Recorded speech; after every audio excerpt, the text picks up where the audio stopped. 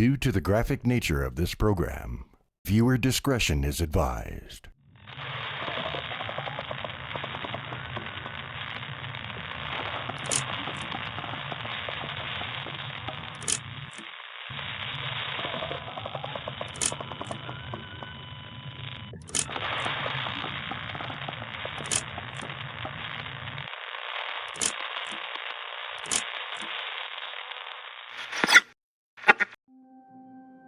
The quiet town of Cheshire, Connecticut, a tranquil, close-knit community, is one of the last places one would imagine an unthinkable, harrowing tragedy unfolding. The Cheshire Murders were a chilling home invasion that took place on a fateful summer night in 2007. It left the nation in shock and mourning. Within the walls of a seemingly idyllic suburban home, the lives of Dr. William Petit and the Petit family were forever changed by the hands of merciless intruders. As we delve deeper into the haunting crime, many questions naturally arise. How did a peaceful neighborhood become the stage for such unfathomable brutality? What drove the perpetrators to commit such brutal, evil acts? And what lessons can we draw from this tragedy as we also remember the victims?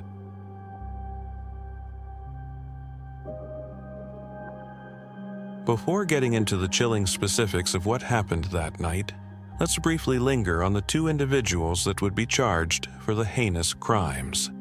Stephen Hayes and Joshua Komisarjevsky both had troubled pasts marked by a long history of criminal behavior. Stephen Joseph Hayes had a criminal record dating back to his teenage years. He had arrests and incarcerations for various offenses.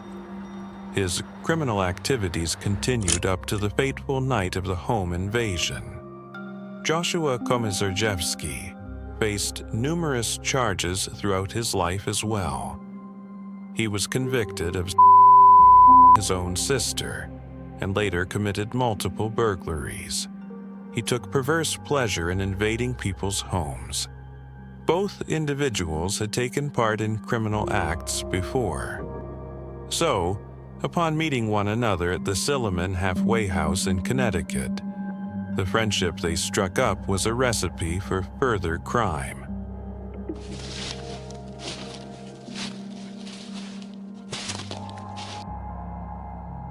On the night of the home invasion, the duo targeted the Petit family after watching Jennifer Hawke-Petit and her daughter, 11-year-old Michaela Petit, at a local grocery store. Their motivation seemed to be fueled by a mix of financial gain and an unsettling interest in Michaela. He followed the pair home and was impressed by their house. I started thinking, it's a very nice house and a very nice car, and thought it would be nice to be there someday, Komisarjevsky told police in his confession. Not have to worry about financial problems and stress. Komisarjevsky enlisted Hayes' help, and at around 3 a.m. the next morning, the pair broke into the Petit's home. They found William Petit asleep in the sunroom, where he had fallen asleep reading the paper. Komisarjevsky grabbed a baseball bat nearby and started to pummel Petit with it. They tied up Petit in the basement, then went upstairs, where they found Hayley in her room and Michaela with her mother, where she'd fallen asleep while reading Harry Potter. Komisarjevsky and Hayes put pillowcases over Jennifer, Michaela, and Hayley's heads and tied them to their beds before setting out to search the house. When Komisarjevsky and Hayes found fewer valuables than they'd expected, they changed their plans. They grabbed Jennifer and demanded that she drive to the bank with Hayes to withdraw money at the Bank of America branch in Cheshire. Hayes waited in the car while Jennifer entered the bank to withdraw $15,000. According to Mary Lyons, the branch manager, Jennifer seemed petrified.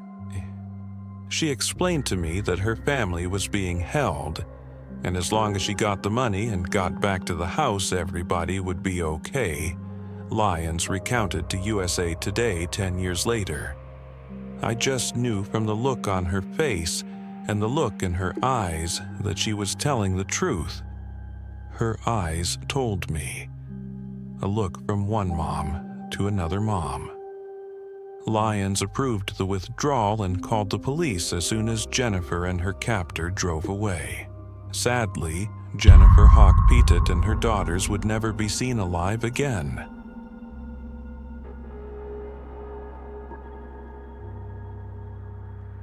After the bank called the authorities, the police sent units to the Petit home, but they were instructed not to enter yet, even though a hostage negotiator was on hand and ready to intervene. And as police awaited further instruction, the situation inside 300 Sorghum Mill Drive was rapidly escalating. While Hayes and Jennifer were gone, Komisarjevsky had at 11-year-old Michaela. Then, when Hayes and Jennifer got back to the house, Komisarjevsky instructed Hayes to Jennifer to square things up, and Hayes did. As the police stood in position outside, several things happened almost at once. First, William managed to escape from the basement. Bloodied and bound, he shot out of the house, yelling for help. Hayes then strangled Jennifer, her, and, in the burglar's final act of cruelty, they poured gasoline throughout the house and over Hayley and Michaela before igniting it with a match. As fire engulfed the Petit's house, the duo jumped into the Petit family's car and tried to escape. They almost immediately crashed into a police cruiser and were promptly arrested. It was just after 10 a.m. The Cheshire Murders had been going on for 7 brutal hours.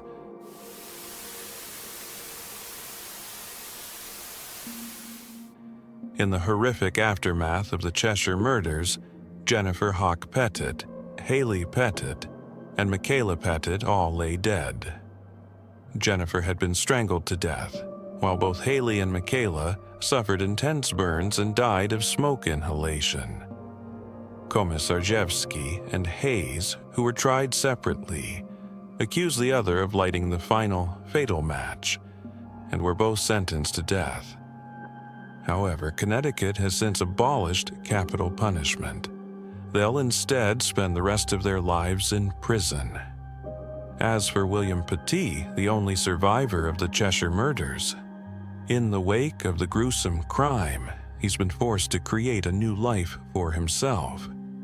Petit started a foundation in his loved one's honor, and it's through this organization that he met his second wife, Christine Paulif, according to the New Haven Register.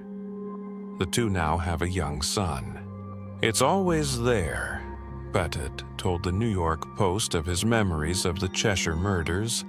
It's shorter sometimes, it's more contained, it's less provoking, but it's always there. If you stayed until the end of the video, maybe think about leaving a subscribe. This is my first time making a video like this. If you enjoyed and would like to see more, comment down below. Until next time.